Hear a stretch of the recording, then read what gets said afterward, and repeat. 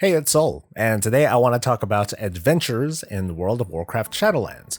And by the end, you might come away from it maybe with your eyes open, but maybe a little bit less excited over this feature. I guess this is more of a distillation of adventures that really sums up to the following. You just level up your followers and then send the followers off to farm for goodies and the gold and the ash and the resources and the etceteras too.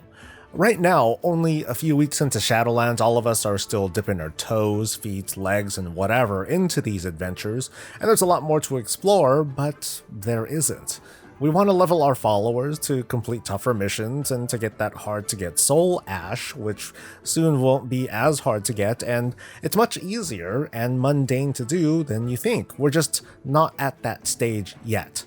Yes, you can immerse yourself into this thing and strategize based on level differences and abilities of your followers and how they interact with enemies and the positioning and more, but if you don't want to, you don't have to. Just focus on leveling, and eventually the challenge of completing adventures will be thrown off a cliff or Elysian Hold.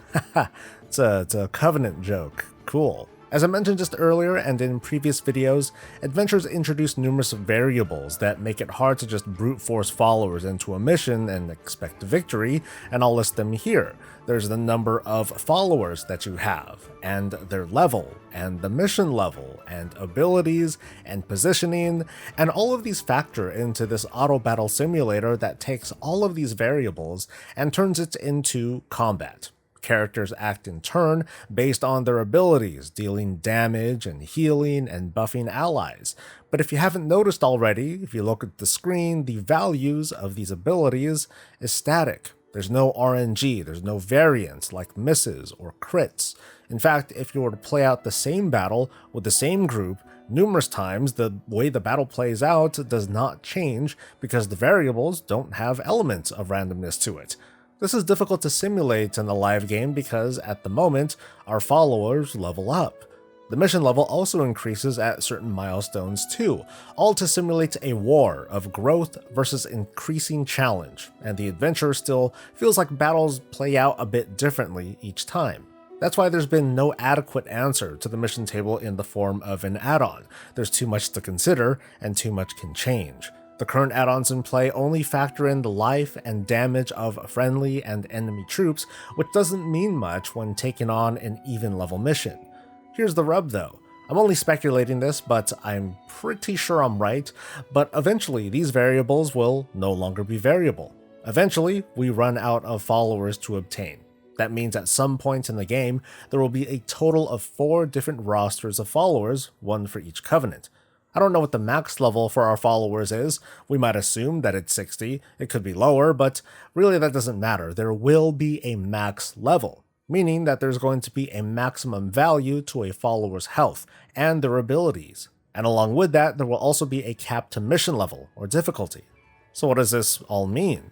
It means that once you have all of the available followers, they're all at level cap and so are your missions, all you need to do is pick the right combination of followers for the right mission, and those followers will work every single time on that particular mission forever.